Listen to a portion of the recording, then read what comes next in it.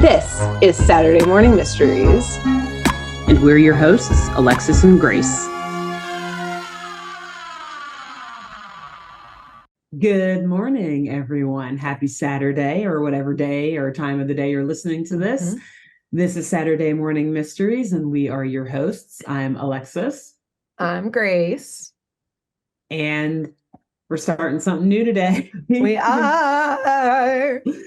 If you're new to this podcast, then what we do typically is we cover episode arcs of classic animated shows that have to do with mystery and adventure and action, and we retell the stories from those episodes as if they were true crime tales. And a lot of laughs, a lot of comedy thrown in there, a lot of classic cartoon talk, classic animation talk.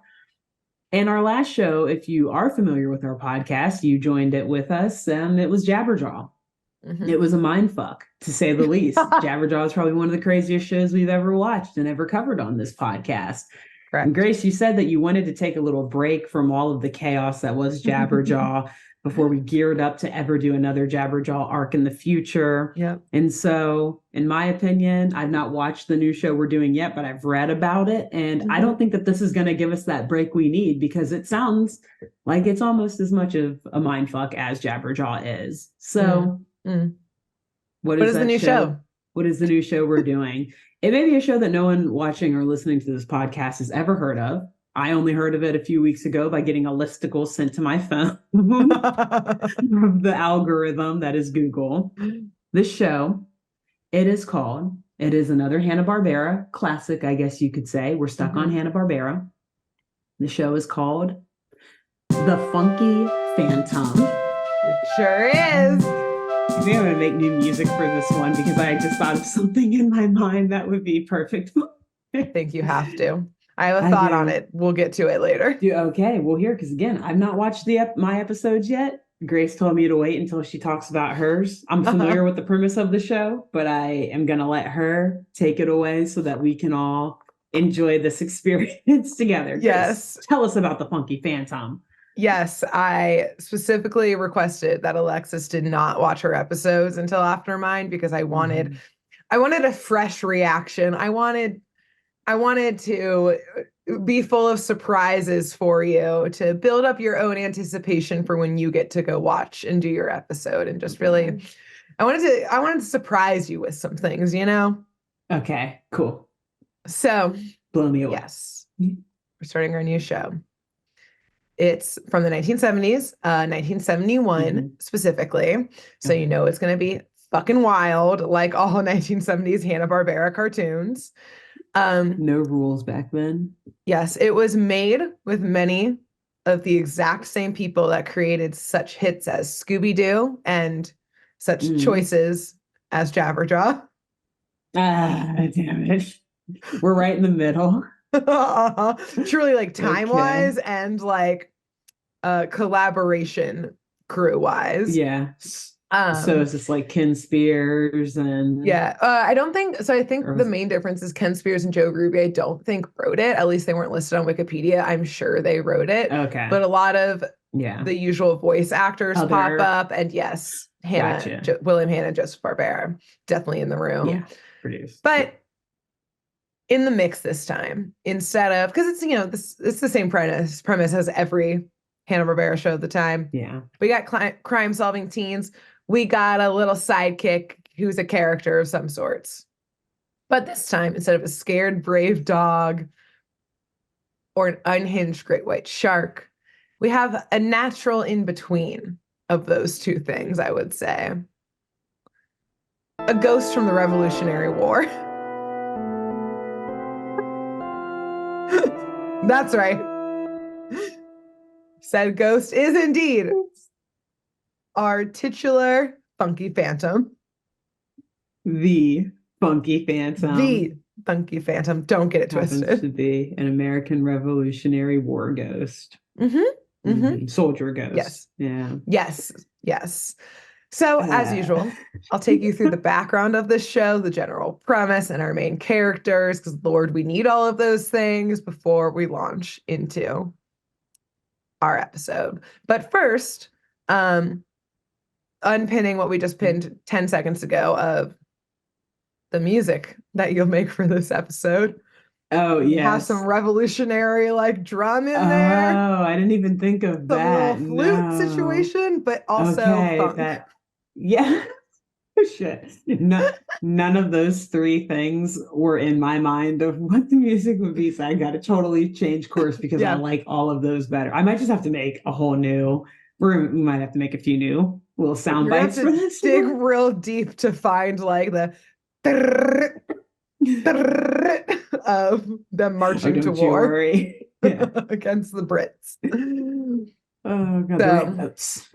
yes, yes. So, as for background of this show, I think William Mhm. Hanna, Joseph Barbera, and their usual gang, including Don Messick, the voice of Scooby-Doo, is involved in Mhm. this. He's there. He's there. Again, the usual crew pops up here. Yeah. We're either like they were for Jabberjaw, high, drunk, hopped up on coke. We don't know what they were All of the on, above. but I think they were in the writers' room, spitting ideas. They're on all of the above. They're ready to go. They got Scooby-Doo's a huge hit only 2 years ago. We need another one, another one. Let's go, go, Mhm. go, go, Pumping go. out ideas. Exactly. And I like to think, I've never been in a writer's room. I like to think sometimes like you have, other shows playing in the background to like, get your jokes going, get you in the mood to write some funny jokes and that kind of stuff. And I think in the background was a movie that Wikipedia mentioned, which is the 1946 Abbott and Costello film, The Time of Their Lives, which is Oh, yeah. about two Revolutionary War ghosts. And then, as this was playing in the background, everyone in the room looked at each other and said, I could do that. We could do that. There's nothing we Yeah. can't do. Dang it. I I was going to can't, say Jabberjaw taught us that, but that came out after, so never no, they mind. learned. This show walked so Jabberjaw Funky could Phantom ride, taught them exactly. that Funky anything Phantom was taught them that they could get possible. away with fuck anything. Yeah, exactly. Yeah, I will say that like this show is definitely more Scooby-Doo. And I think Mm. from this show, and then I think shortly followed by The Amazing Chan, all of these things added up as did Coke habits that led them to then the 1976 being like, we didn't push it far enough. And that's how Jabberjaw came to be. So Early stages of the war on drugs. It's when Coke was all over the exactly. place. Yeah, so it is reined Um, back from Jabberjaw a little bit. It's more in the Scooby-Doo realm.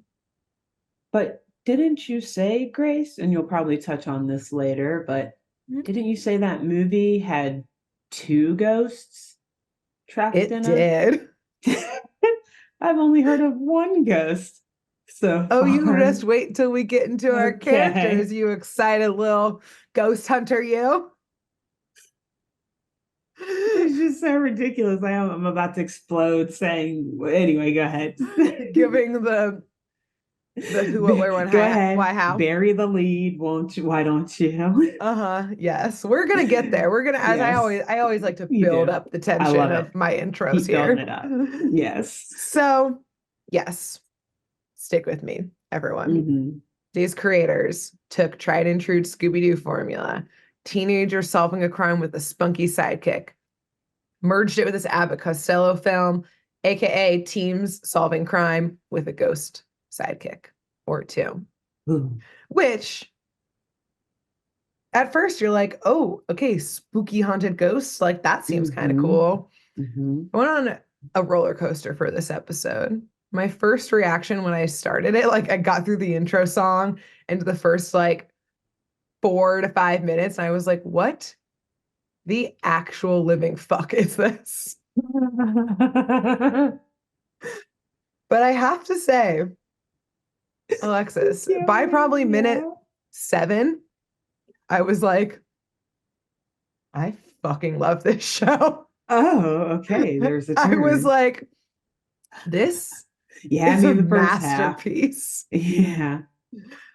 And it's solely due to our Revolutionary War ghost, which at this point you're probably wondering, who the heck is this ghost you keep talking about, Yeah. Grace? What's happening? Also, how did these kids run into him? Why is he helping them solve crimes? Is he haunting them? Are they Right. afraid of him? Yeah, I have a lot of Exactly. Is questions. I've not this, yeah. seen this, Grace. You got to catch me up. How did he show up? What's the deal?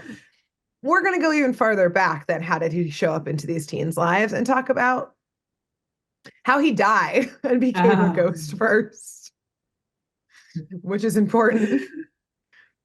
It hasn't come up yet in the plot, but it's important for me to have this background and to thus for all of you to also good. have it. Probably, yeah. So, probably wouldn't hurt. way back when, during the Revolutionary War, here in America, there was a Patriot soldier named Jonathan Wellington Muddlemore and his cat, Boo. They were in some mansion during the Revolutionary War, or some house or something, when the British came in, aka the Redcoats, aka why then we wrote the Second Amendment so that you could avoid having the British invade your home unlawfully. But LOL, we're not going to get into that whole debacle. Right. But instead of fighting back, Muddlemore is a scaredy cat. He's a total coward. So instead of fighting these British invaders here, or people invading this house, he took his trusty kitty cat Boo and he found a great grandfather clock and hopped in there to hide from the British to not become a POW, I guess. Yeah. But very darkly, which I think this is why it's important to bring up, this man and this cat somehow got fucking stuck in this grandfather clock and fucking died in it. Which, like, let's think about all of this for a minute. Grim. Yes, exactly. Like, that says a lot about Muddlemore. What's it? Muddlemore. Yeah. Muddlemore. It says a lot about him. Yeah. Yeah. I don't know what it says, but that he really loves his cat. I mean, that that he and the cat both died. He didn't eat the cat. He didn't starve. Like, here's a question I ask later on that I'm gonna bring up now. I mean, they both died. Would you, if you were stuck, would you eat your cat? Like, the cat's gonna die. Yeah, true. You need food. Are you like, because we don't know if the cat died also from starvation or if Muddlefoot was like, or Muddlemore was like. I keep thinking Muddlefoot too because Darkwing Duck. Yes, that's why. This is going to be tough. Yeah, Muddlemore. Yeah, like, that is a great point. My assumption was that they like both just died from starvation or whatever, like lack of oxygen. Together. But you're absolutely right. Maybe, yeah. Huh.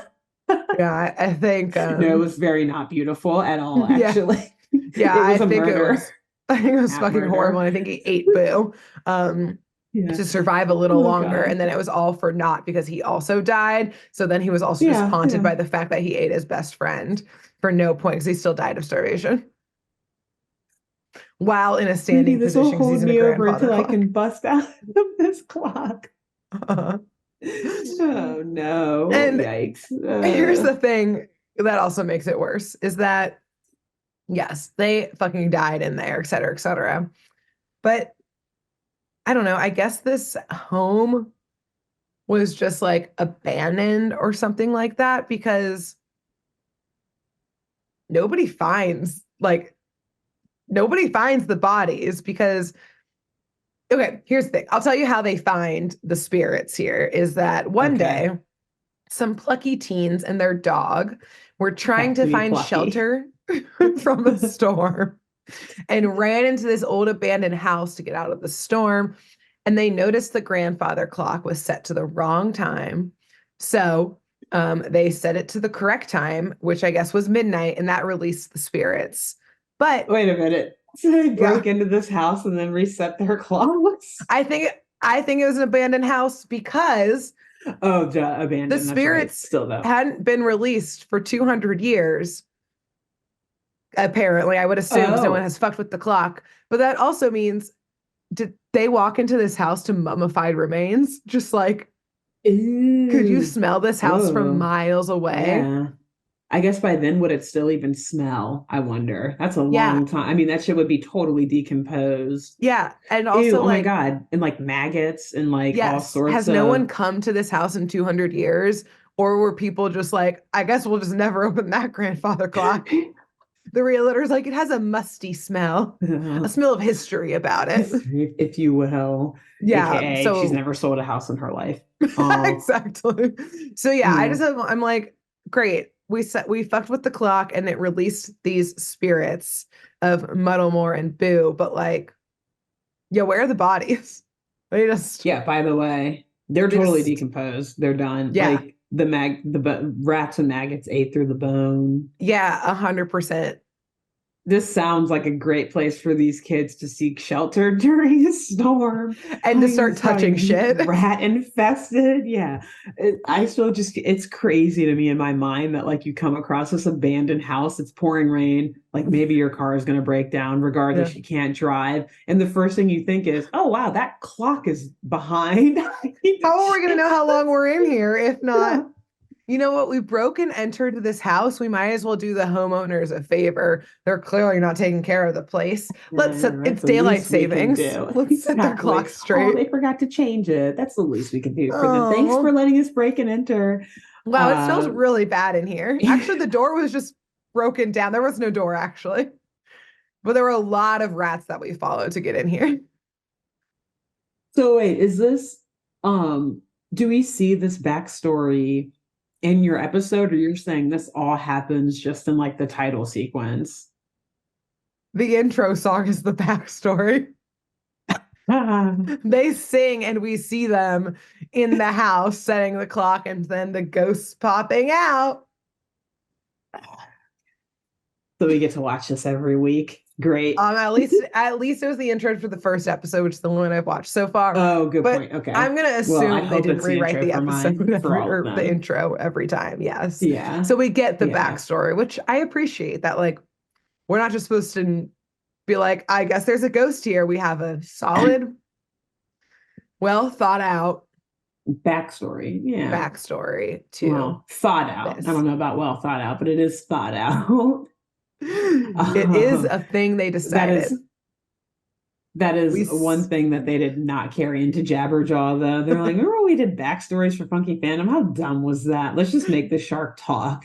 Yeah, that was so much work. No explanation why. We write a whole fucking We had to like song read a about it. paragraph on the we had to read about the God. Revolutionary War. There was like 5 whole paragraphs of information we had to kind of think about. Yeah, no, we are just skipping forward like that clock right now. Yeah. So, yes, although I guess it's Great. not ever explained, so they set the clock to midnight. All of a sudden, these spirits are released of Muddlemore, who I will say they call Mudsy. So that's going to be a little easier to remember. The Revolutionary War soldier is called Mudsy and Boo. Yeah. And I guess like Mudsy and Boo had nothing better to do, so they just like joined up with these teens. After 200 years of being stuck in a grandfather clock, they were like, "All right, let's go." This seems fun. Yeah. Yeah. Yeah. So they know they're dead, right? Yeah. Yeah. No, they absolutely know they're dead. They bring it up all the time. Okay. Yeah. They're actually kind of bitter about it.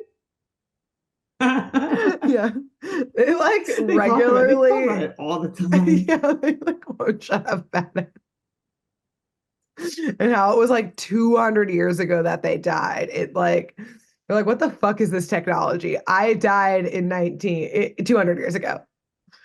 In the 1700s here, buddy. What do you want me to do about it? It's the I'm very 1770s. excited to watch this. Okay. Yes. So great. we're gonna go through. Yeah, I needed that to be cleared up for me. I was like, wait a minute. No, that makes it even darker. They're Like, so and the aware kids of their just play mortality. along with it, like okay, their lack thereof. Yeah, like Cool. the kids very possibly like have some trauma, and that's why they're like, okay, a ghost. Like we recognize mortality. Yeah, what have they been through? Maybe we'll find out throughout this season. Have they been through? We're gonna see. Great. Or this arc. So yes, I'm gonna go through the cast now. I am gonna save Muddsy for last. I have a lot to say about him. Okay. But first, we're gonna go through our little teen crew here. So first we have Skip, who is the leader of the gang. And he is voiced by Mickey Dolnez, I think, who this man, this voice actor, was a part of the Monkees, which is like a very fucking The famous band. band from the late Yeah. 60s. But for some reason, unlike all of these other later shows, they did not put these teens in a band, even though they had a literal rock star on the cast. I was so What? mad. So, anyways, missed opportunity. But Skip Agreed. here is the brains of the gang. He's definitely kind of the leader. Um, kind of got a little like nerdy vibe to him. But at the Okay. same time, he's a cool 70s teen. He's lanky. He's got cool bell bottoms on and like a little sweater vest. Cool, He's cool. totally crushing on April, who we'll get to in a minute here. Mhm. But yes, before we get to her, I'll tell you about Augie. Augie is Skip's best friend, and he's like the jock meathead of the group. Like he's got like a Leatherman's jacket on, like Mm, kind of like bigger up top. It looks kind of like a football player situation. He's the brawn of the group, and on all of their adventures, his like big old bulldog named Elmo comes with them. Elmo cannot talk. The animals in okay. the show cannot talk. Um, No. I know, very sad, but it's the But way it's it is. okay because there's a ghost. Only ghost, exactly. The ghost does enough.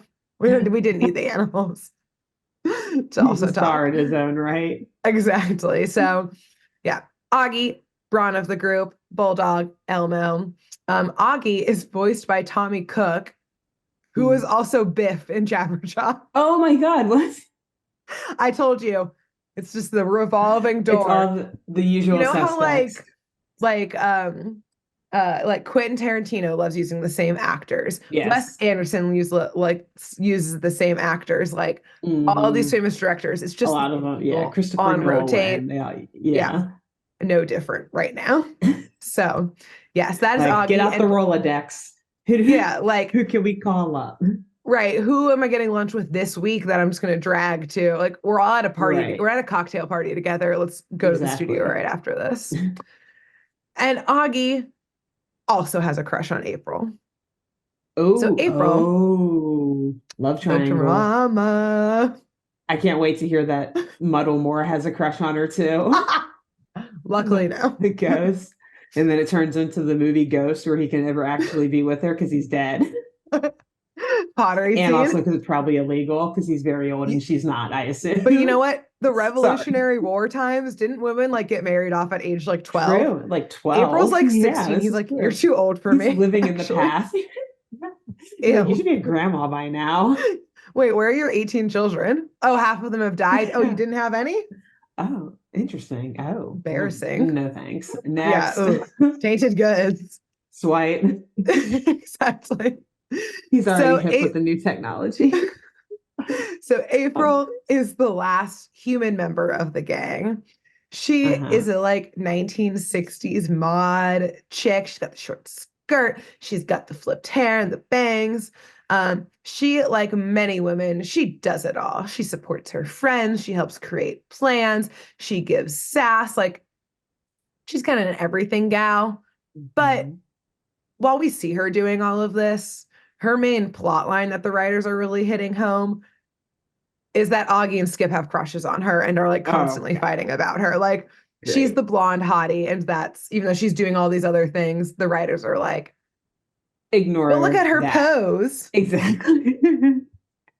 which she does a Ignore lot how of the she's time. holding everything together and just think Yeah, about how these two guys are fighting over her. Look at how right. cute she Like exactly. Like she's the hottie here, is. so pay attention to it. Great.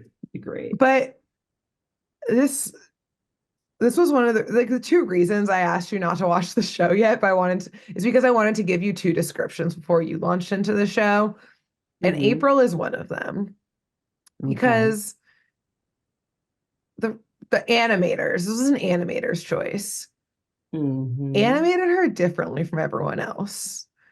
Well, everyone else in the show is like expressive and goofy and like we're cartoon characters type of thing. Hmm. April is so fucking creepy. Like He's mesmerizing. Look at her.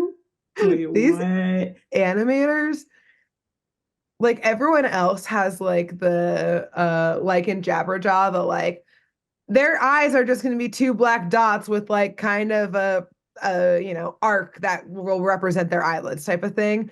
But April has like Hmm. huge, very drawn out eyes that don't blink. She never changes her facial expression. Like she will be cheering for them. She will be being like, let's go get the bad guy.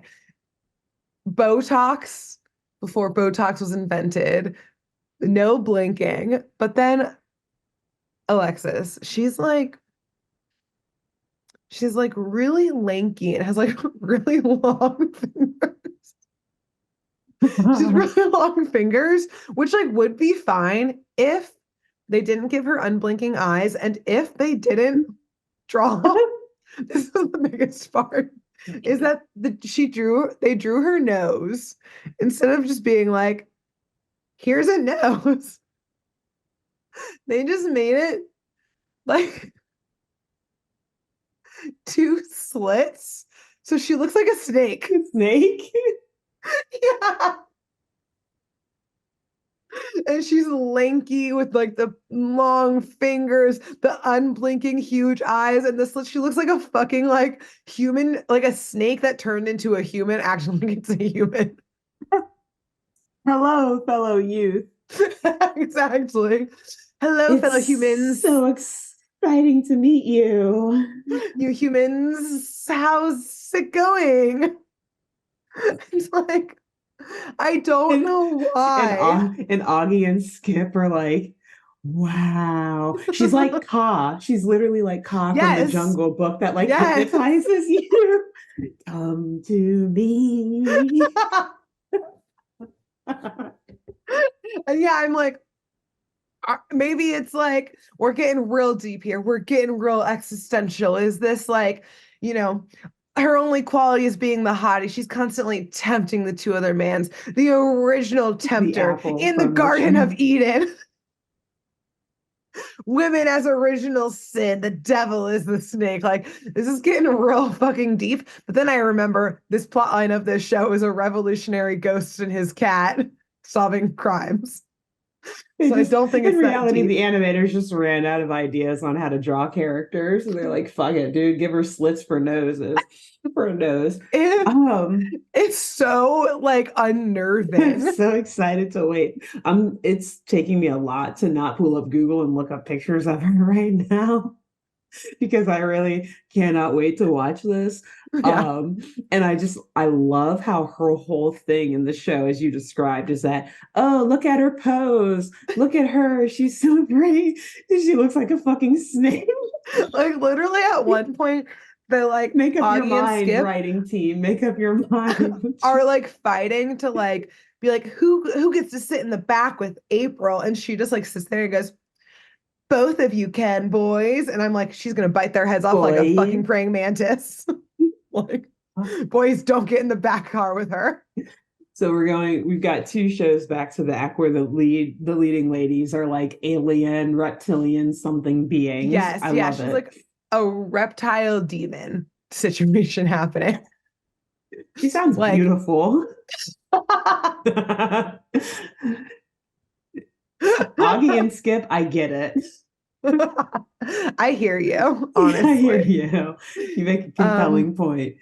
yeah, it's like I like watched like half of the episode and maybe like, yeah, I don't know. It was a long time that I was like, why every time it goes to her, am I like just like like It's chill goes up my jarring. spine and like again like if it was just one of these three things of like unblinking eyes, okay, whatever, everything else is expressive. A weirdly drawn nose, but everything else is fine. Kind of lanky, great. That's like every guy character in these shows. There's at least one. But the three of them combined is just like, ugh, ugh. They need like a jump scare warning, trigger Yeah, warning whenever exactly. she comes on Every screen. time. Yeah, it's Uh, I hated it, frankly. I was like, thanks, I hate it. so then we have Boo, who, yes, as we Mm. mentioned at the top with the Abbott and Costello movie, there are two ghosts. And indeed, Boo, potentially eaten while in the grandfather clock, That's right. probably eaten in the grandfather clock. Poor Um, boy. is a ghost now as well. He Hmm. is a cat. Doesn't speak, as we said, none of the animals speak in this show, at least thus far.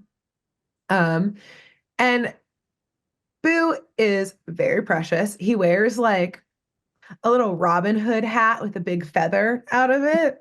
And Okay. Boo loves mischief.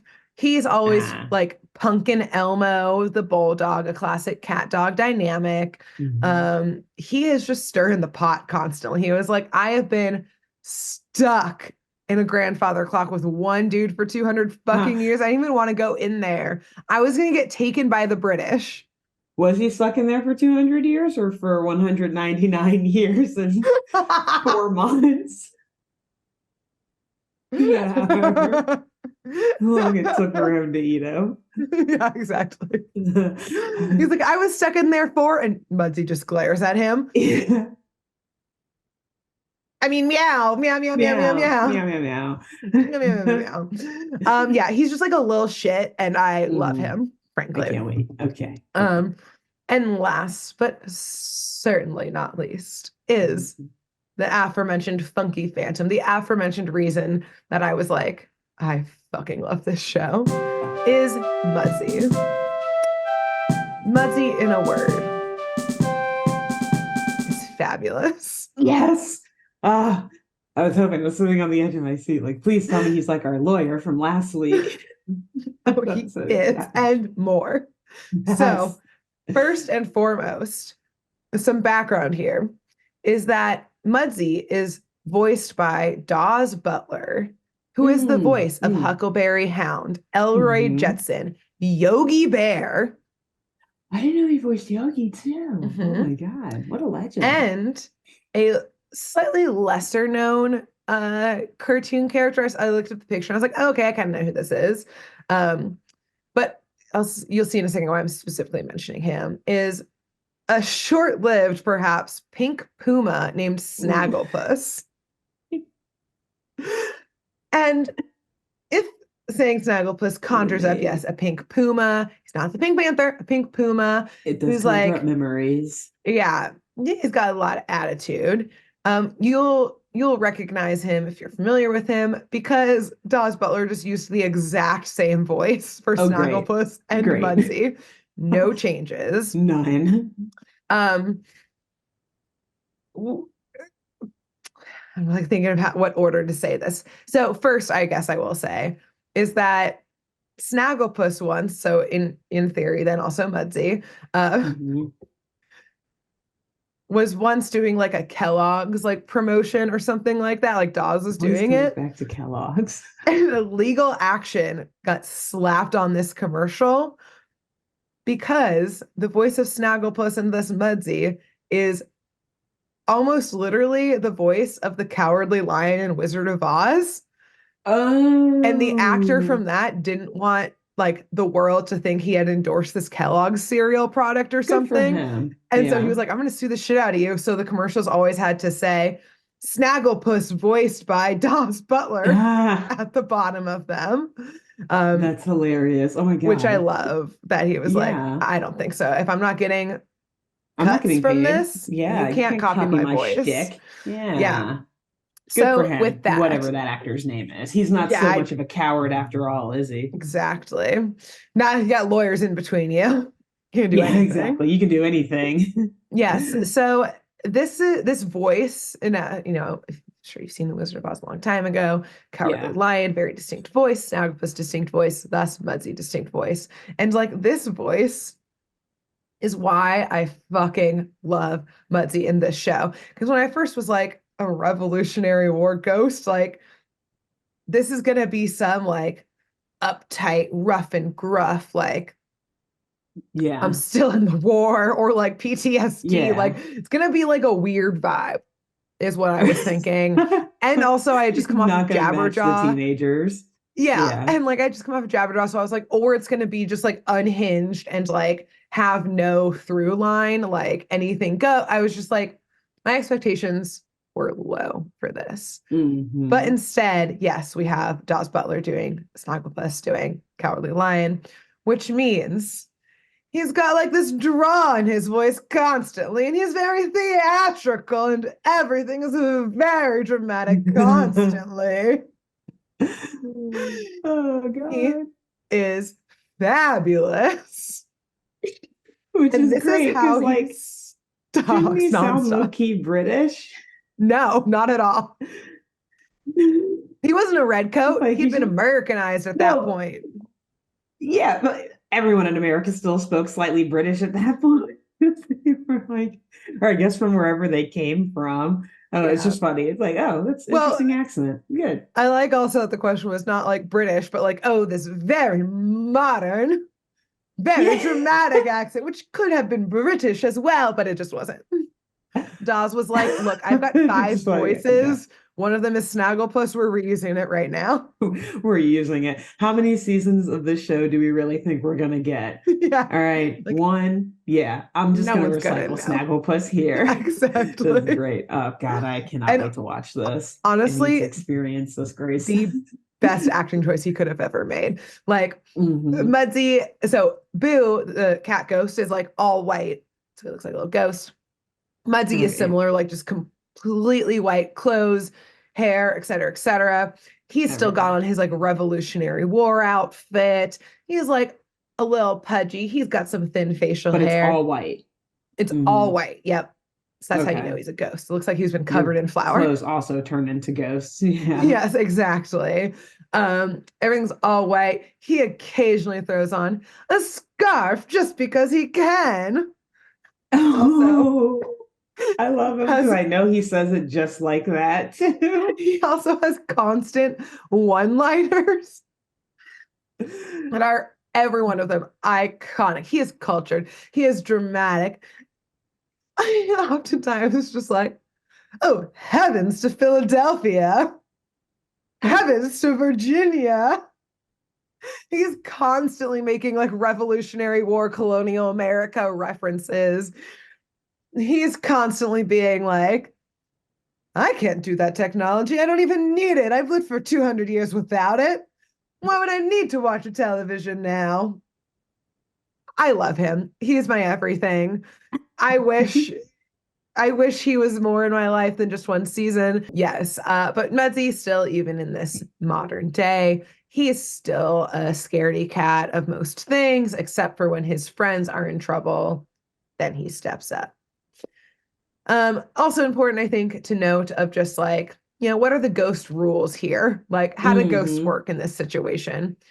They can Yeah. pretty much do everything from like every ghost lore. They can like blink in and out of existence. They can walk through walls, but they are also Okay. like, corp and how I never can say corporeal. They can like hold Corporeal. objects and like, pick things up type of thing. Mm. Like they're not just like spirits who can't you come in Yeah. contact with things. They can do other cool ghost shit. There's like no ghost rules for them. So can they communicate with anyone or do only the teenagers hear them? Nah, anyone that feel like it. Anyone? Okay, cool, Anyone, cool, good, anytime. Jay. Awesome. So No they're rules for practically them. human, they're just dead. Yeah, exactly. Well, and can like walk through Okay. walls and that kind of shit, and Well, oh like yeah, that's right. Yeah. basically And teleport and blink in and but out of that's existence. true. Yeah. Wait, They can do you can't do everything. that? Okay. This is What? awkward. Weird. So, anyways, with that extremely long introduction that all of this felt very important to tell you about, Hmm. let's get into the first episode of The Funky Phantom, Season 1, Episode 1, entitled Don't Fool with a Phantom. Noted. So, we begin out in the country at a quiet, quaint farm, but not quiet for long, for we suddenly see a water tower on the farm suddenly collapse and crash down to the ground, Wow. presumably flooding all of the farm's fields, ruining some other buildings, et cetera, et cetera. And we see in like the farmhouse on the property, all of the lights blink on, and an older bald man sticks his head out the window and gasps, obviously seeing his entire livelihood being ruined. Yeah. We hear him go, the Raven. Meanwhile,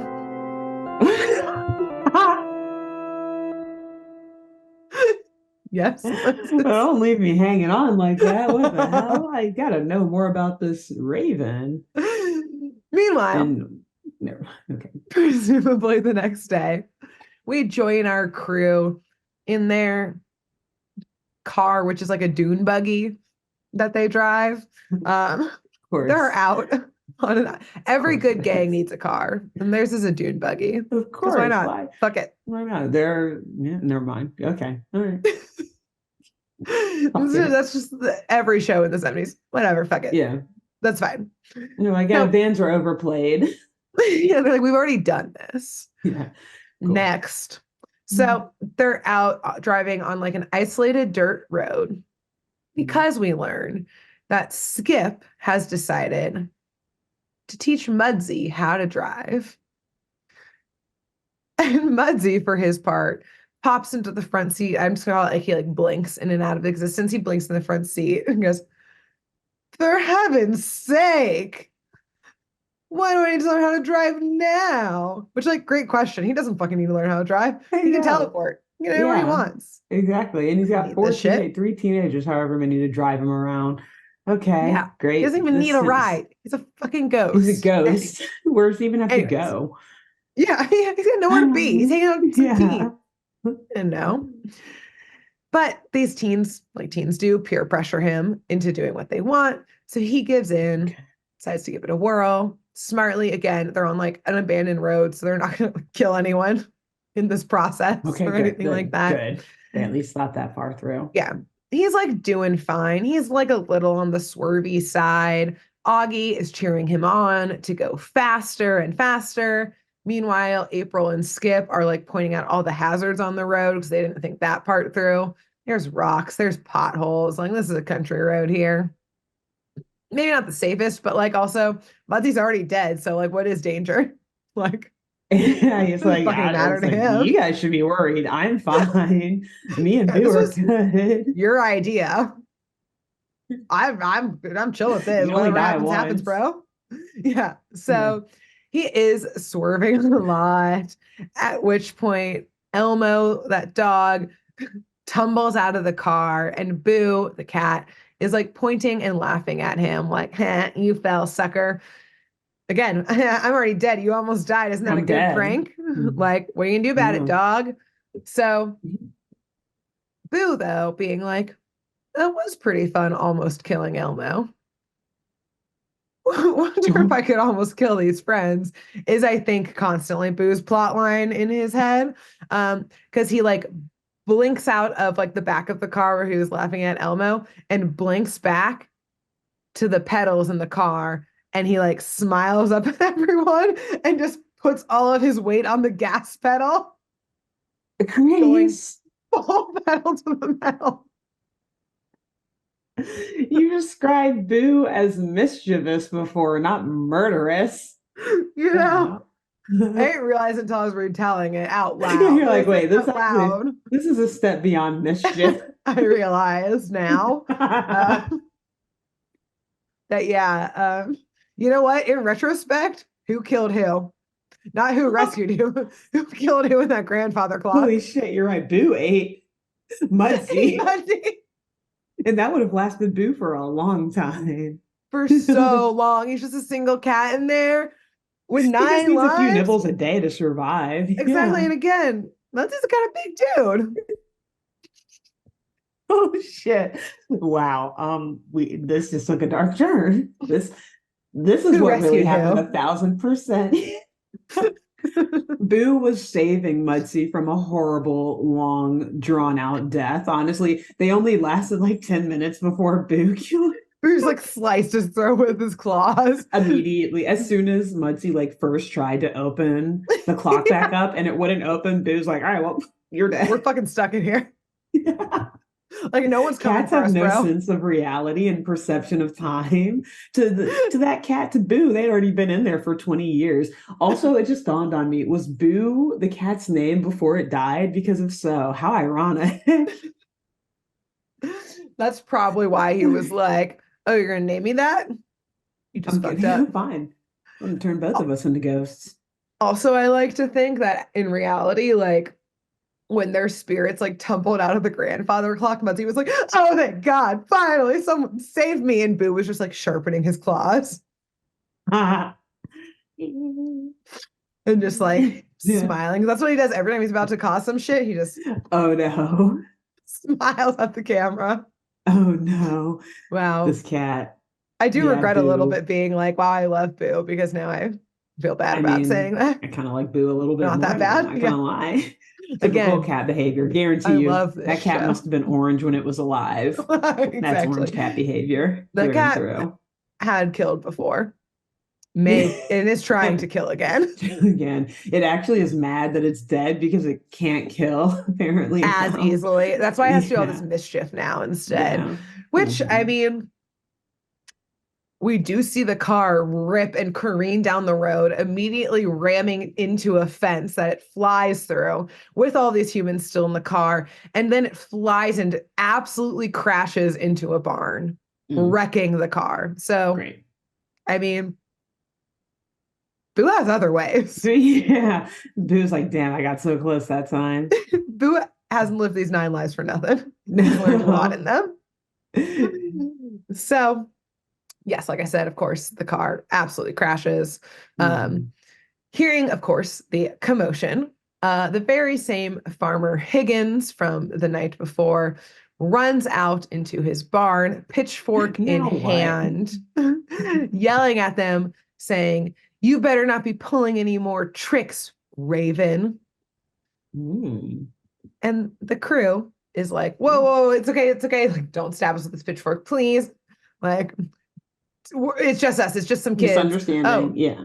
also with our ghost." And then Mudsie appears. Immediately the farmer like screams and passes Okay, out. good. I was going to ask how normal people react to the news of the I ghosts traveling with them. Good. I really appreciated in this show that like oftentimes it was either like Mudsie would appear and people freak the fuck out like you would for a ghost, or the teens are like, "Mudsie, hide yourself," and he like Gotcha. blinks out of Good. existence. So it's like I like that it's not just like, "We have a great white shark who talks and walks with us, Exactly. Jabberjaw." It's Isn't this like, so normal? yeah, exactly. It's like this is how you would operate in the world if a ghost was your friend, Yes, most exactly. likely. Very good. Very good. But when he comes to, again, the That's crew's right. been like, "Okay, you're okay. Wake up, it's okay." Yes, it is a real ghost.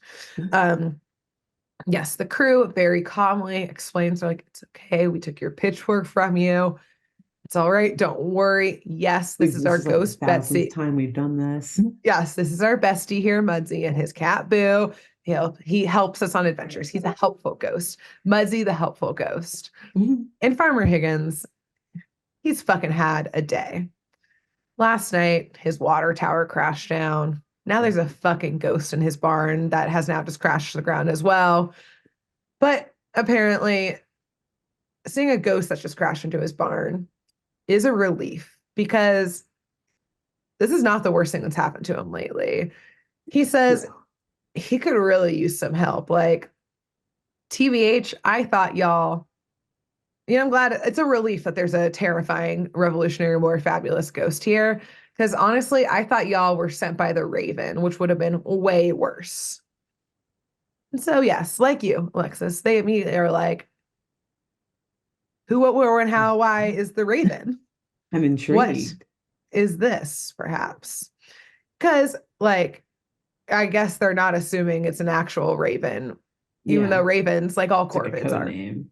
extremely smart. So, like, Mhm. I don't know. It could be.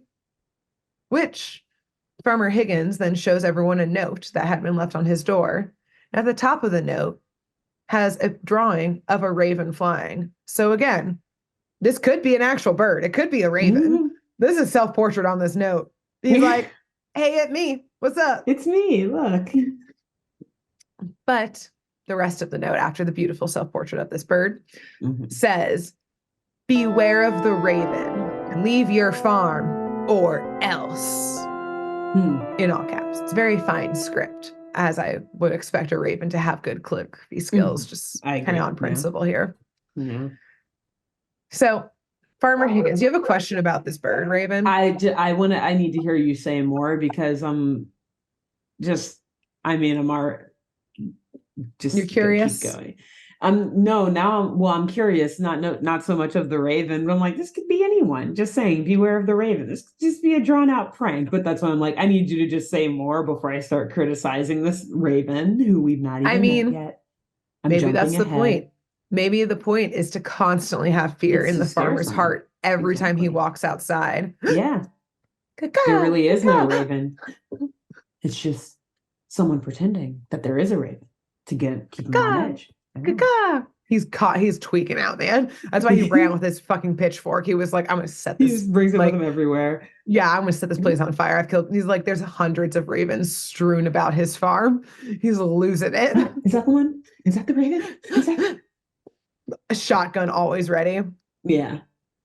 But he does go on to continue to explain a little more. Not too Yes. much, though. We still don't know who the Raven is. But he does say Mm. that ever since he got this note, everything on the farm has been going wrong. Like Mm. things keep getting destroyed, like that water tower. And it's getting to the point that it's beyond repair and he's going to have to sell his farm. Mm. So, like any good 70s plucky gang of teens, Skip says, well, doggone it, we'll raise the money to help you save this farm. Oh, that's not what I was expecting. What do you think they were going to I say? thought they were we'll find the Raven and get him to stop threatening you, not raise the money. They're like, And we then don't want to April do. says, Okay. and we'll catch the Raven. Okay. I thought they were gonna be like, we don't want to have anything to do with that possibly dangerous person, but we will help Nope, you raise some money. You want us to start you a GoFundMe page, sir? they're going to do both. They're going to Oh, catch the good. Raven. Good for And them. he's still in financial ruin, though, just because they catch the Raven. Like his water tower Yeah. still fucking destroyed his crops. Good for them. Again, Skip, very smart. Yeah. Mudsie is like, no, thank you, when it comes to catching the Raven. He is Yes. not interested in this part of it. Yeah. And though they're like, so Skip, how are we going to raise this money, BT dubs? Mhm. And Skip is like, well, coming up in town is a a county-wide car race with a huge pot of money at the end. So we'll just enter the race and fucking win. Duh. But if you recall, they just crashed their car. Okay. They Unless just this race annihilated provides it. you with a car, I don't see how this will go. They do not. So Okay. Augie points this out. He's like standing next to their absolute like accordion style smushed car and is like, what's the plan, Skip? What's the plan here? But old farmer Higgins, who's like, great, someone's got a plan because I fucking don't. He offers his like super out of date, like rusted old tractor and is like, well, you can just like fix this up if you want and you can use it. To which I'm like, what? They're gonna use this old tractor like it's not any better than the Nothing about these car. kids screams like auto mechanic. Yeah, none of them seem to know what they're doing. But they didn't need to fix up a car. Instead, all they needed to do was create a Mad Max vehicle, which is Uh, exactly what they do. Demolition Picture Derby style. a dune buggy with the front of like a steam engine tractor and an American flag on the Oh, front of hell it, yeah. Hell yeah. but like an old-timey Revolutionary War That was one, Mudsey's contribution.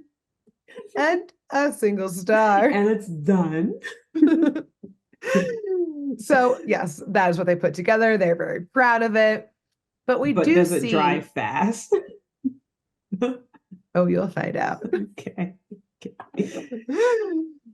Anyways, we see though on this farm that from the bushes, we see a shadowy figure watching them, seeing them now rip around in their nice ass, not nice, in their janky In their ass, car. in their Mad Max Fury Road vehicle. Vehicle, not even car. Yes, and overhears this plan, and we see the shadowy figure run off. Oh, not fly off like a We see it raven. leave, I should say, Okay. yes, perhaps. But as this is happening, we see down on the farm another regular car pull up, And another old man walks out. He's got a mustache. And Farmer Higgins greets him. They're obviously friends. This is the town banker named Carter. And so Carter tells the farmer Higgins basically, like, I got good news and bad news for you. Good news, a client has come in to make an offer on your farm.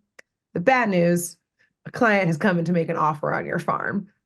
Obviously, they're buddies, old pals. He's like, I don't want to see you have to go through this, but like at least someone's willing to buy it, but also like this situation sucks.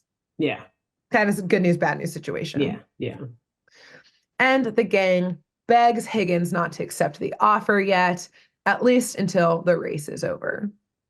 And Carter, hearing this, that they're going to plan on enter the race, he's like, oh, like I have a car in that race too.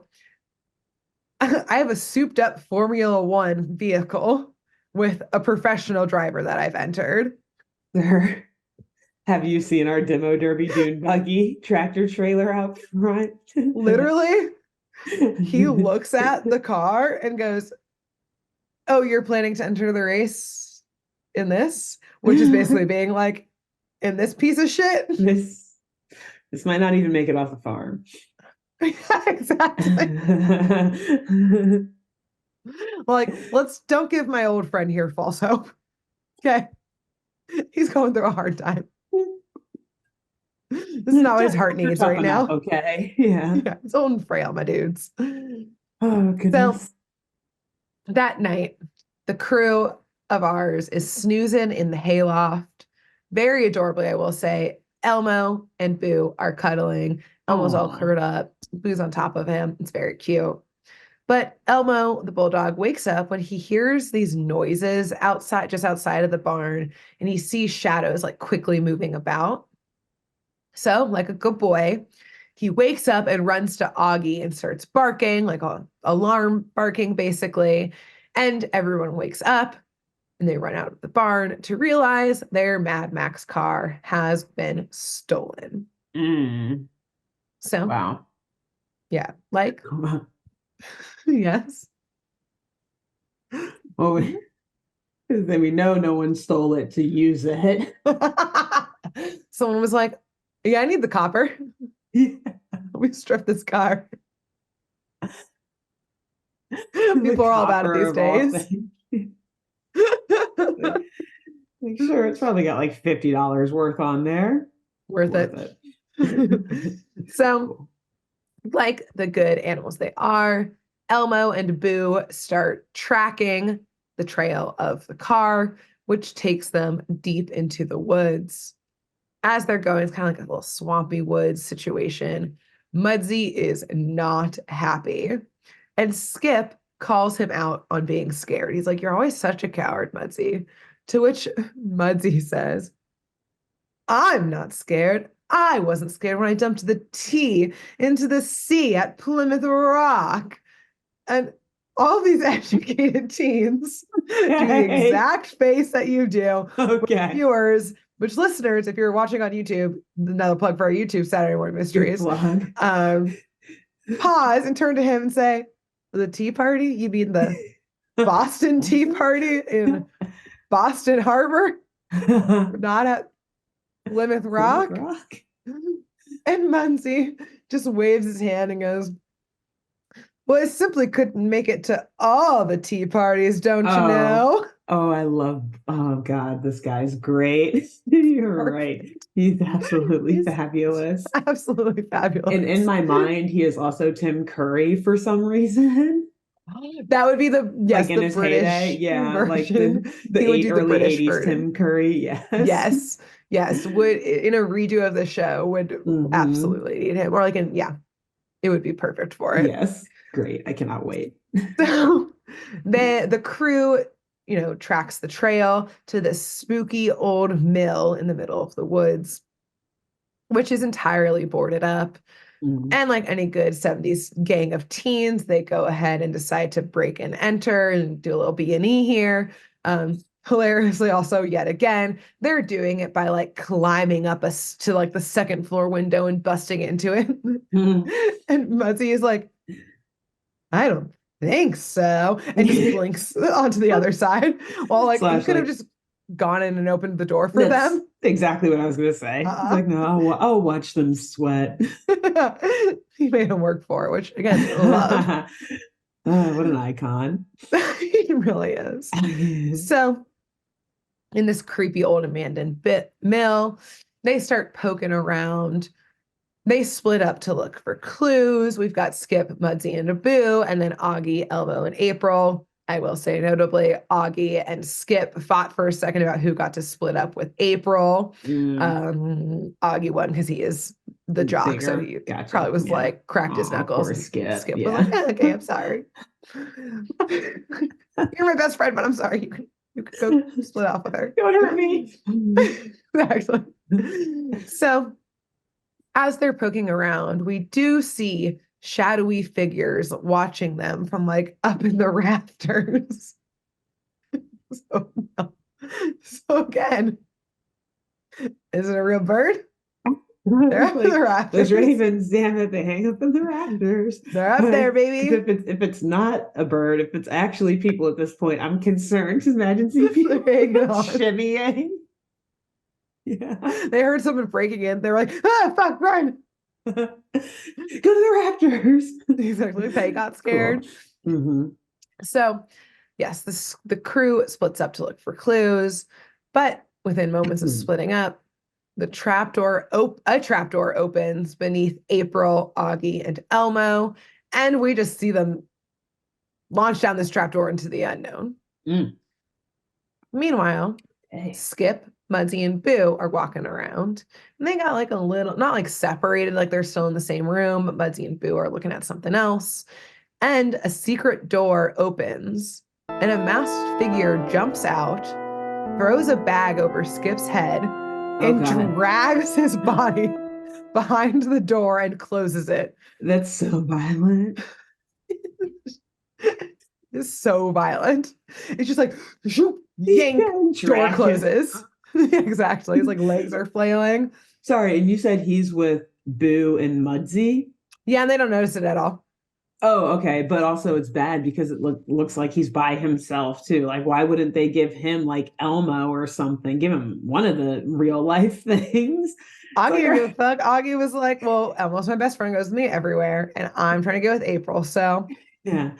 So Elmo and April, you come with me. Skip, you get the ghosts. Good luck.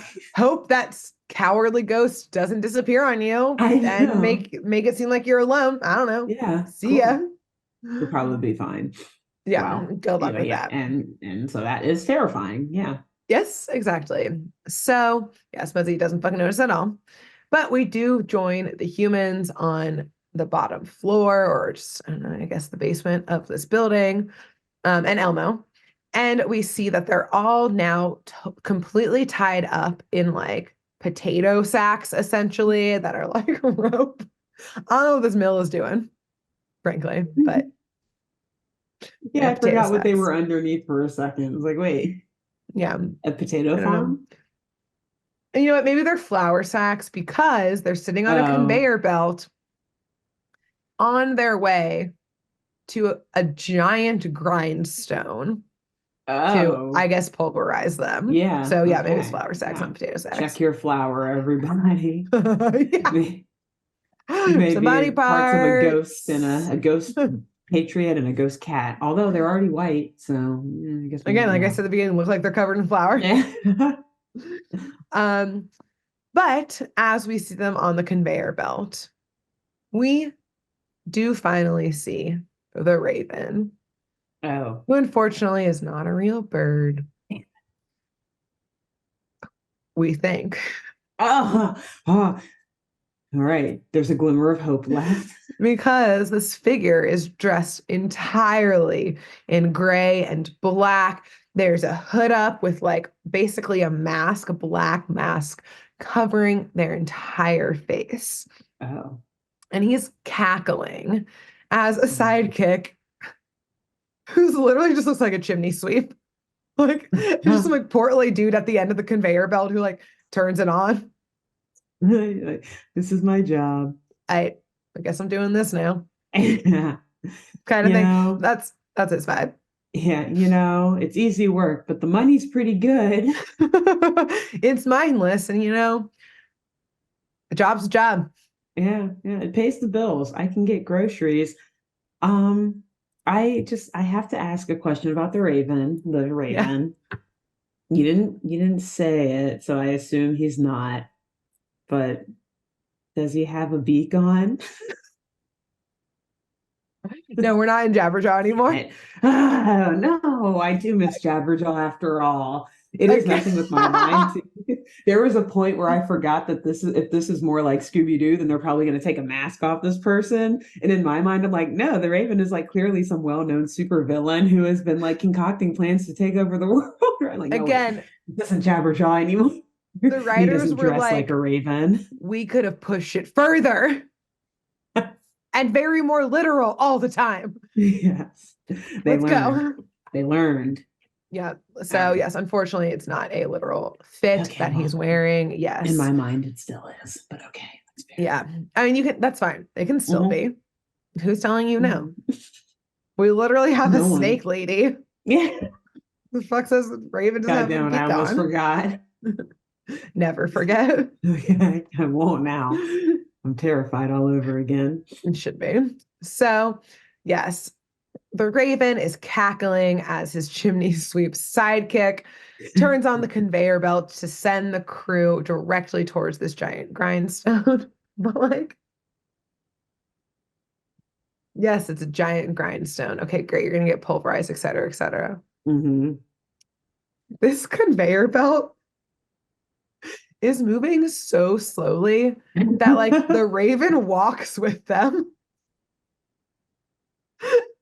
as he laughs and then eventually stops laughing because it's taking so long for them to get to the grindstone. It's like He's a like, leisurely stroll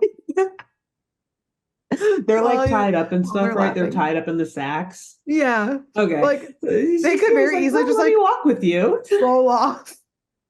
But then he would have to like this the Raven would have time to pick them back up and put them back on before they Yeah. got to the grindstone. It's so But it would be funny. fine because he would have plenty of time to do it. Right? Exactly. It's like Okay. the least intimidating. It like zooms in on the grindstone and then it's just like whoop, whoop, Step by whoop. step. I imagine the Raven is like, so you got next to kin, parents' phone numbers I can Yeah. call and let them Where know you guys that coming in town you're from? dead. Oh, for the race tomorrow? Yeah, that'd be pretty Oh, cool. cool, cool. I know someone in that. Cool, cool. Yeah. Yeah. Oh, yeah. I think I'm gonna enter my own car. I just got this new car. Well, it's not really fully a car, It's kind of. Have you guys heard of Mad Max? It'll come out in 10 years, but like I got this Yeah. idea. Let me It's tell really it to cool. you. Let me tell it to you. Yeah, Yeah. yeah. Oh, so you're doing that race. So Cool. There's a nice restaurant over there by the starting line. Oh, well, you guys won't be able to go anyways, but it's a nice you know what? restaurant. Trust Actually, me. I got time to go pick something up and bring it back for He's gonna you. try Last some. meal. It's an Italian Like pulls joint. out The the menu. He's walking with the menu I so they can really read it. recommend the lasagna. It's an entire thing. So luckily, though, it's this fucking slow Mhm. because we see suddenly the lever that the chimney sweep's just chilling by at this point suddenly rip in the other direction, which stops the conveyor belt. And the chimney Mhm. sweep is trying to pull it back to keep things You have going. one fucking job. He's like, I get paid to turn this thing on, not Oh, I off have and no on. clue how to turn it I have to off. reset it. This is a union job, buddy. This wasn't in my training. I'm calling the union on this one. No, thank you. Uh, But he does try at least once to pull it back. There's such resistance to it, and he can't figure out why. And that's when we see, bam, a fucking ghost in front of him. And Mudsy, I will say, is usually like walking when he's in ghost form, but he can change to like scary, floating in the sky spirit vibe, mm, which Mudsy, if there's one thing we know about him, he loves the drama. yes. He lives for drama. He is the drama. He is the moment. I never wanted to be in the military. It was a draft, it was mandatory. I always wanted to be an actor.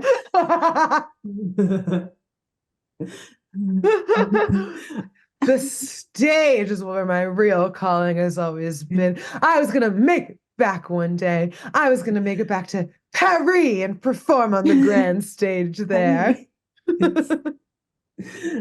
But no, war. What is it good War for? call. Absolutely Absolutely nothing. nothing. And understandably for this underpaid, or just barely enough paid chimney sweep, a fucking ghost who's fighting him actively. He's like, says, my break starts now, and he jumps out a window. And Boo is like, perfect. Yeah. Granted, I think they're on a first floor, but still, like, I forgot that for a moment, and I was That's like, hilarious. Your face. Again, another plug to watch the YouTube videos. I was like, oh, fuck. I think I'd realizing that, yeah, Boo loves murder and Boo probably fucking tripped the chimney sweep. The chimney sweep was probably just running, and Boo tripped him because then we see Boo with a hammer and nail. Oh, God, where'd he get that? Right by the Raven's feet. And at first I was like, is he about to put this nail through the Raven's foot? Biblical. Yeah. Like, holy fuck. But no, he just like nails the bottom of the Raven's pants to the floor so that he falls and trips. Okay, good. But the writers considered it, for sure. And Hanna-Barbera was like, what the fuck is wrong with you? Boo meant no to stab his foot. And he missed because the Raven was running. He was moving around too much. Yeah. Boo was mad that this happened. So gosh. This slowing down of the Raven gives Budsy time to go untie everyone, saves everyone hilariously as everyone like gets out of, the flour bags, jumps off. Raven's trying to, I guess rip his pants or something. Mudsy, instead of like checking in on his friends, goes, women and ghosties first, and runs. He's fucking leaves. Oh, we're going to do so much fun, wild speculation about Mudsy. I have like 1,000 ideas about his past life already, Grace. Yes, so give me everything. Okay. Yeah, in our rewrite of this show, our reboot of this show, we're going to have flashbacks to his original life absolutely all the time. Because, he was if you think he's a character now, he was absolutely a character in the mid 1700s. Because he was so taboo back then. Exactly. Everything about him was. And that's why he loves the modern day so much more. Because he's like, oh my gosh. He's celebrated so much. But exactly. Mudsy. Yeah. Okay. He's great. I cannot watch this. Why, again, within the first 10 minutes, first 5 minutes, I was like, what the fuck is this? And then I was like, oh, what is this? That's what this is. What is this? How the tables turned on and okay. I played myself on this one. So as they run out of this old mill, they indeed run into their Mad Max souped up car and are able to get away as Raven finally is able to undo themselves and is shaking their gloved fist as they zoom away. And the next day is race day. And we see the Mad Max ride pull up, like tooting some steam out, like clunking over. Yep. Mudsy and Boo are not currently visible. They're in the car, but they've, made themselves invisible because it's a giant fucking crowd. The entire county and town is out for it. Okay. And they see Carter walk up to them, kind of do a check-in on how Farmer Higgins is doing. They're like, oh, are you racing? And he's like, heavens, no, I'm not going to be the one racing. Like, I got a race car driver. Here's my fucking Formula One car. I'm rich enough to pay someone to win for me. I'm the literal banker of this entire county. Yeah. What's up? So, yes, Higgins and Carter go off to the sidelines to watch the actual race. And so the race begins. But as I said, it's a Mad Max car, so it might look like a hunk of junk, but it fucking rips ahead of everybody else. Okay. They souped it up. I don't know how they figured it out. Either way, they did. But as they rip ahead of everyone, there are a number of obstacles that start getting in the way of our intrepid heroes here. And we see them being set by the Raven. They don't see it at first, but it's the classic. There's a detour sign that leads them to a bad road and literally off a cliff. There's a downed tree. Okay, well, I'll go a little slower. They go off the cliff. Yeah. In this falling, we see them free fall. And in the free fall, all of the humans end up landing on like the front of the like tractor, and then Mudsie is behind the wheel. So good thing he learned how to drive. I guess, yeah. So he's ripping. There's a downed tree. We see the Raven with a chainsaw. And then, yeah, what's your question? You had a question? No, I just somehow. No. What is there to question? Nothing. What's up? It was more of just like a shock of like the Raven being out in the open in the public. Like, let me cut down this tree that everyone can see me doing on this race course. Anyways, I will say it's not a round race course. It's like going through the countryside. Oh, okay. Well, yeah, like a Grand Prix style type of, yeah. Yeah, and there was like just a crowd at the beginning. Raven's also wearing gray and black. They're shadowy. They're doing it. They're trying to be tricky. But I will say, and I didn't originally write this down, but again, when speaking aloud, all of this, right now, realizing that, okay, yeah, there was a down tree. We see like the Raven with this, chainsaw, like bzzz, knocking it down. Yeah. Now I realize it's important to point out that how they get around this obstacle is we suddenly see the chainsaw floating and then the tree in the middle of the ground being absolutely fucking shredded, and then Boo appears just holding the chainsaw. But it isn't Mudsie driving, so how? Who did it? Oh, wait. It was Boo. It was Boo. It was the cat. Boo.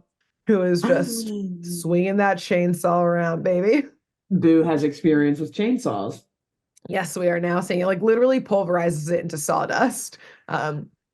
So yeah, I'm really realizing now that Boo 1000% is a lot more than I thought. Yeah, originally.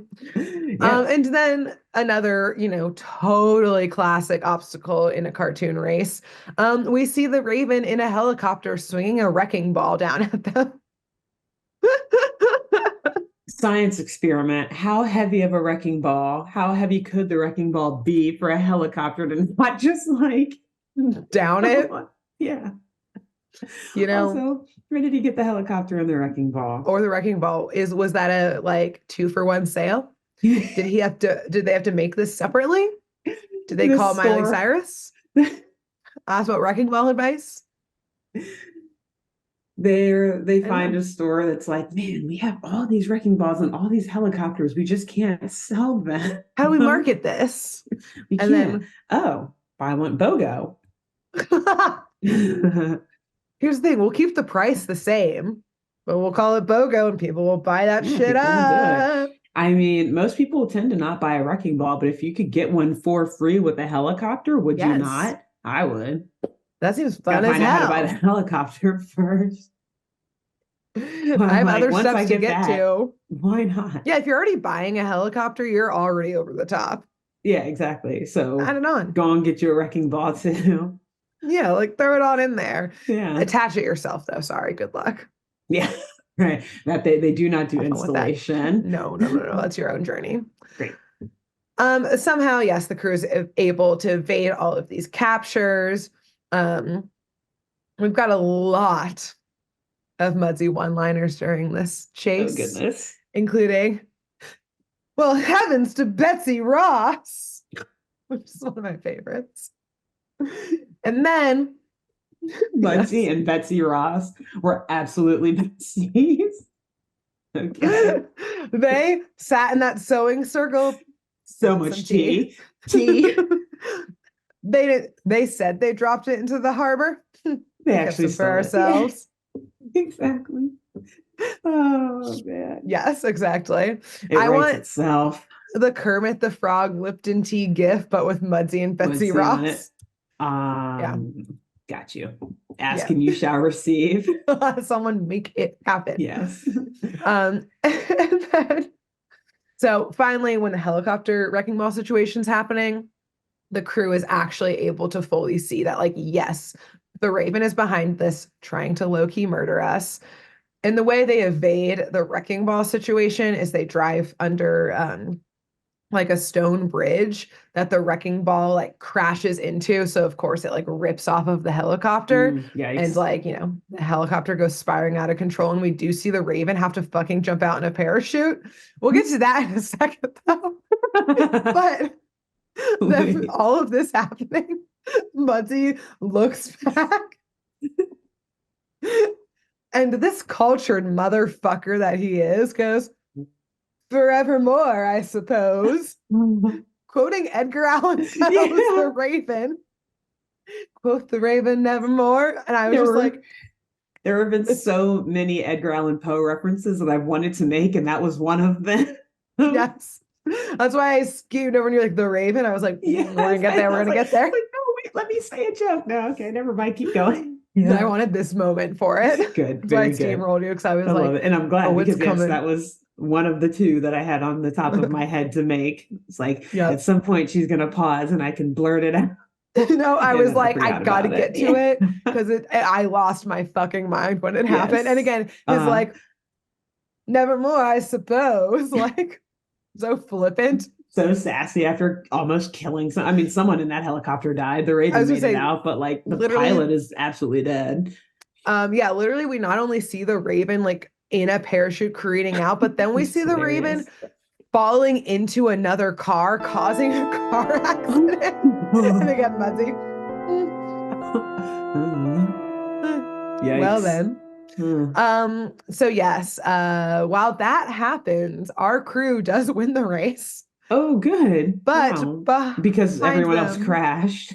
We literally see mayhem of like cars piling up. Literally, when the Raven landed in, and it's Carter's car that he lands in, like the Formula One car, we see literally the parachute cover the entire car. So it's like the driver can't even see anymore. It's getting caught up in the wheels. Like, it's not good.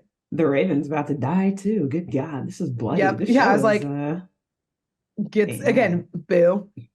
Yeah, Boo's just sitting there watching. Smile slowly gets bigger and bigger as more cars crash.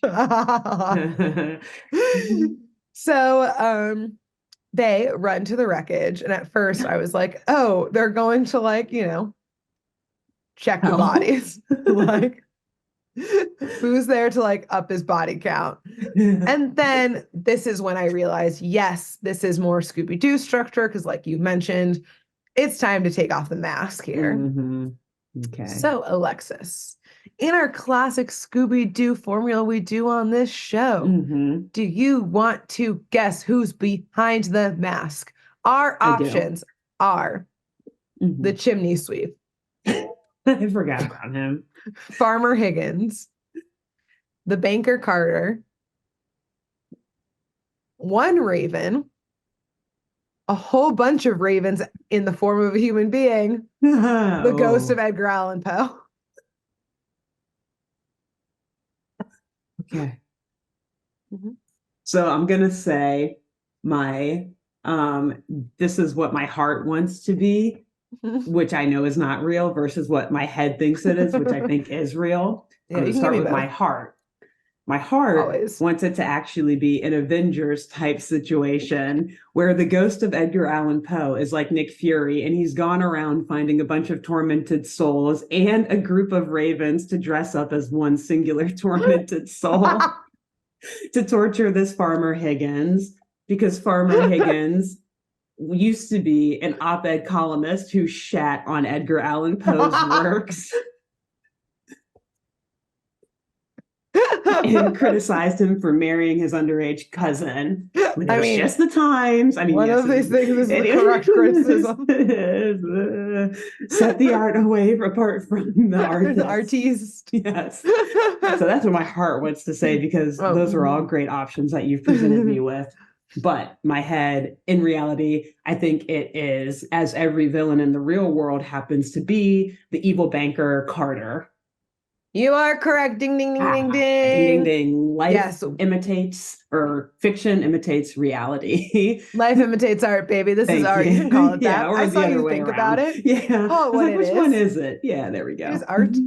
Yes. Yes, it is Carter. They rip off the hood and the Hmm. mask. It's Carter. We also immediately see that that race car driver was the chimney sweep from before.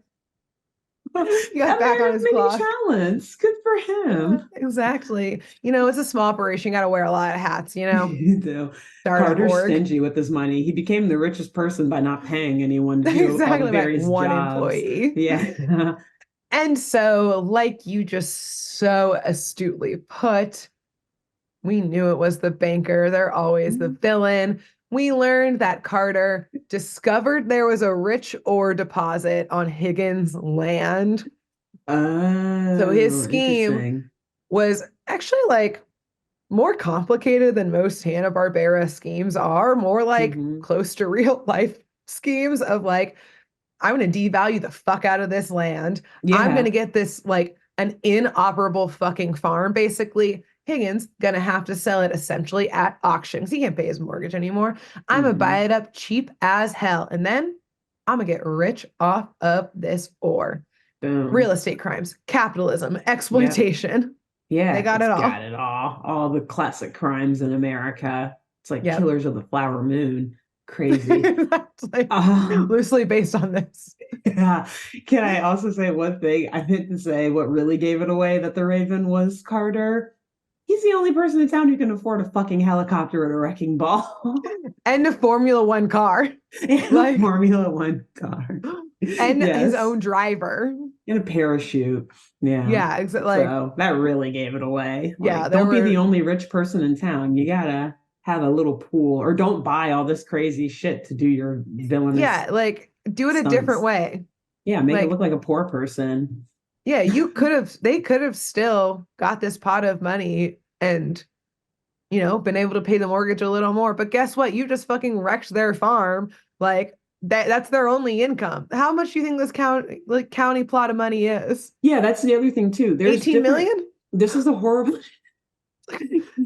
This is a horrible 7,000 way to max. devalue property because now the property is also destroyed. I guess if you're just using it for the ore, that's one thing, Yeah, but he's just gonna like, mine it. yeah, but my horrible mind was like, I can think of a lot of other ways to devalue property much cheaper.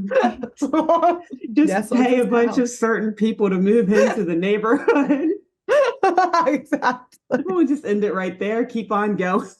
You know what? We can also do a more family, not, I wouldn't say family friendly. Well, no, I would because, reality is actually the horror movie. So Yeah. we'll do the other horror movie option, which is just find your own ghost and get them to haunt the fuck out of the area. Yeah, Muzzy would have exactly. done it. Yeah, easy. That's easily Call like, it a role. And Muzzy would have said yes. when he's like, oh, you want to hire me to play a part, you say? You need a haunting? Say no more. Boo. Boo. Boo. Just practicing my booze. Yeah. Meanwhile, Boo. Boo is actually sitting there with his chainsaw, Texas Sharpening Chainsaw it. Massacre. Yes. And Carter's like, I've made a horrible mistake. No, I didn't say kill him. I just said You devalue the guys aren't property. gonna kill anyone, are you? Well, what better way to devalue property than a murder?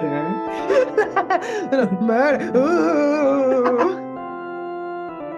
No, but wait, no, really, I just wanted the off the land Yes, because yes, yes, yes, wait, yes. We no. heard you. We heard you. Bye, bye. Come on, leave it to the professional actors. No, no, that's what I mean. You're acting, right? Right, guys, right? Uh-huh, uh-huh. No. Yes. Yeah. Great. So that's the end of the Says first Carter. episode. Oh, that's it. Uh Cool. We, I literally guess I'm the still end stuck is in John. Jabberjaw. I can't What the even fuck is say his it. name?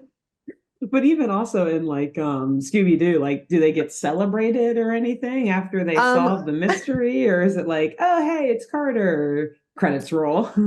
it's oh hey, it's Carter. And then we cut back to the farm, and Farmer Higgins is like, "Thank you guys so much. LOL. Now I don't have to like Hmm. sell my farm. Thanks, you saved my whole entire livelihood." And they're like, "Oh my God, no problem. We're gonna drive off into the sunset." And this is when Augie and Skip are like, we want to send them back with April. And she's like, you can both be back here, boys. Mudsie knows how to drive now. And then we cut to Mudsie driving. And then we cut to Boo at the gas pedal again. Oh, no. Full pedal to the metal. And then they run into more buildings on the farmer's property and destroy more things.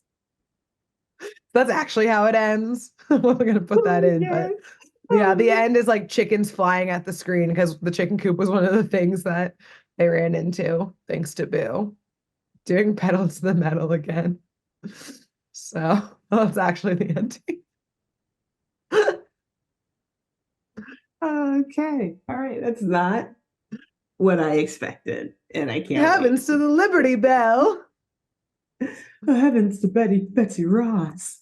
Yeah, it's really great job. Is the actual ending. Thank you. That's the end of the first episode. That was amazing. I'm obsessed with this show entirely. And again, too already. Simply due to Mudsie. Everything else is like, all right, fine. Again, like, April, sure, the fuck is happening there?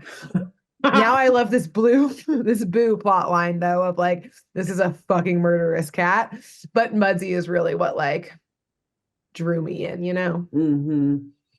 Got me to stay.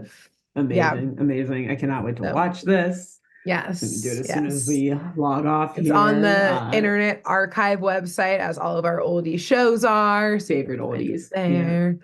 Yeah. Yes, and you'll be doing your episode next week for your first Funky Phantom episode. And between now and then, Alexis, who should our listeners and viewers tell about this show?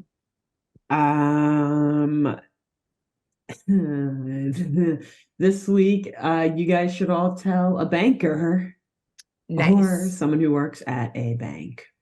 Yes. Check for any Raven-inspired costumes that they may have around them. Yeah. Nice. Who should they tell? I think then you should tell an ornithologist, but specifically someone who studies corvids because they're cool as fuck. And that's the family that ravens belong to, like crows. And those birds are so fucking cool. They can hold grudges and like pass them along to other birds in like the murder of their crows, et cetera, et cetera. And they're just worth looking into. And so like reach out to an ornithologist who studies them and get the fun facts and tell them about this episode. There you go. Yeah. Like you said, they hold grudges just like Carter the Raven did today. And me. And Mudsie for sure. So pissed. Oh my God, he's got a 200, 300 almost year old grudge. Yeah, and Mudsie absolutely is not letting go of that. Like, I was only the understudy. Imagine how much he hates the Brits too. We're adding that to our wild speculation. Anyway, come back next week, everyone, they would have for more. Named a musical after Alexander. Hamilton was such a poser. Where's Mudsie the musical? Where's my musical? I have no idea about my life. We'll see y'all next week. Bye. Bye. Thanks for tuning in to Saturday Morning Mysteries. If you enjoyed this episode, please share, rate, review, leave us a like, and drop a comment. We post episodes every Saturday and bonus tune tangents whenever we feel like it. So please subscribe so you don't miss the shenanigans. And if you want to follow us on YouTube, click the bell under the YouTube subscribe button to receive notifications when new videos are posted. And if you want to subscribe to the podcast, we have no idea what you're listening to us on. So just hit the big subscribe button on whatever app you're using. We believe in you. Give us a follow on Twitter and Instagram at SatmornMist, all the abreves, and let us know if you have any episode or show requests by emailing SaturdayMorningMysteries@gmail.com. Thanks to Jenna Kendall for the logo design and to Ava Sakiki for the music used during this week's episode. See y'all groovy kids next week on Saturday Morning Mysteries.